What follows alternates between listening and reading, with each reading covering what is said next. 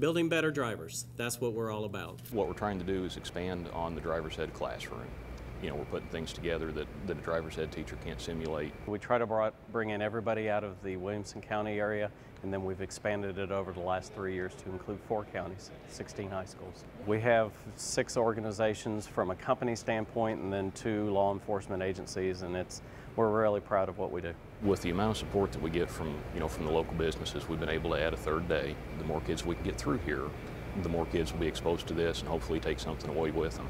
This wonderful event is proof that working together, we can make the roads of Illinois the safest ever. I killed Grandma. Oh, I killed Grandma. Grandma's dead. There's a distracting driving presentation. They do 2 things, actually. They put on vision impaired goggles, which simulate them getting behind the wheel after drinking alcohol, so they can see how difficult it is to drive. Drunk goggles, that's really challenging too and not easy at all. Did you hit any cones? I did. I hit 4 cones. It kind of showed you how bad you were going to do, if they had the goggles, and it would be like if you were drunk. Did you hit one? Oh, you just hit my grandmother's cat. And they also get to try to drive through the course while texting. Having a great time skipping school today. And that's a big concern with students trying to text while driving. Hold on, I'm going to back up again. When they try to do this, they hit the cones. Couple things, okay? Number 1, the biggest thing was when you're texting, your eyes were off the road. It is really hard to text and drive, and people do it a lot, and they really are not paying attention at all when they're doing it. It's just bad. Why would you text and drive when you know it could happen? I see 1 motorcycle, and I don't see any cars. There's 4 motorcycles and 3 cars over there. Are you serious? We also have the students go through a presentation we call the No Zone Semi-Display.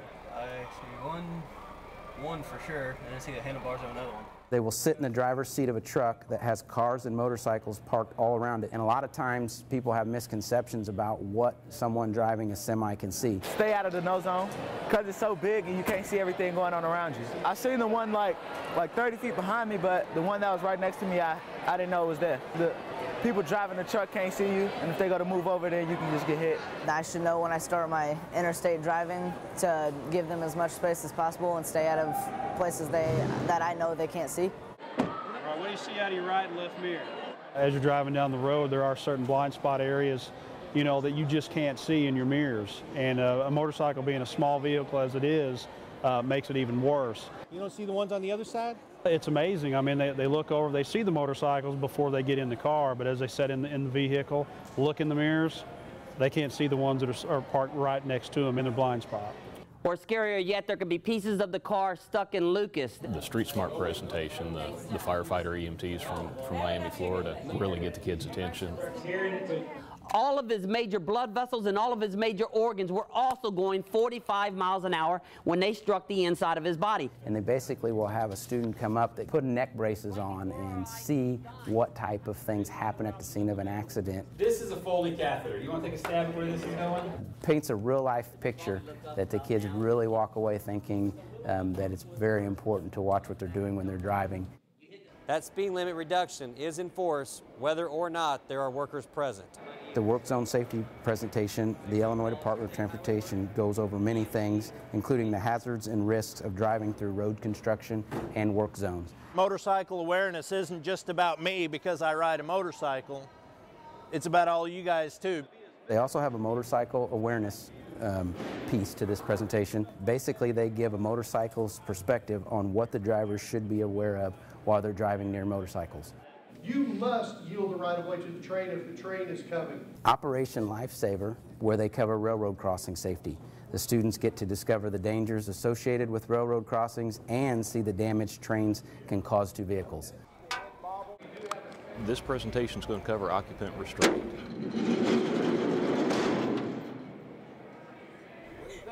At heart. The seatbelt condenser will demonstrate how they work, show the importance of wearing them. Jeez! The ride basically consists of sliding down the incline. It's supposed to simulate a 4 to 7 mile an hour crash. If you didn't have your seatbelt on, that would have hurt a lot worse. Once it just hits, it kind of shocks you. Compare that to a 35 mile an hour crash out on the street. Even in a crash from 5 to 7 miles an hour, it's still can hurt you, and you don't want to lose all your teeth on the dashboard. Like the seatbelt kind of hit my hips and everything, but it was just like a jolt forward. But it was still pretty hurtful.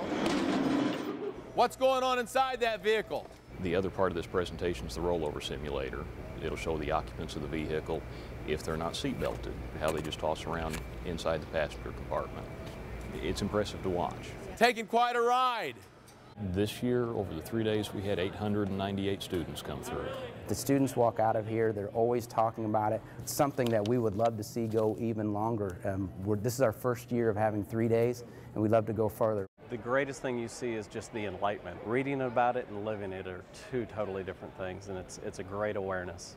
It really just makes you think about what happens on a day-to-day basis with car crashes. I think they're trying to help us be better drivers and just try to be safe drivers and not get into wrecks, because teens are the most unresponsible drivers out there.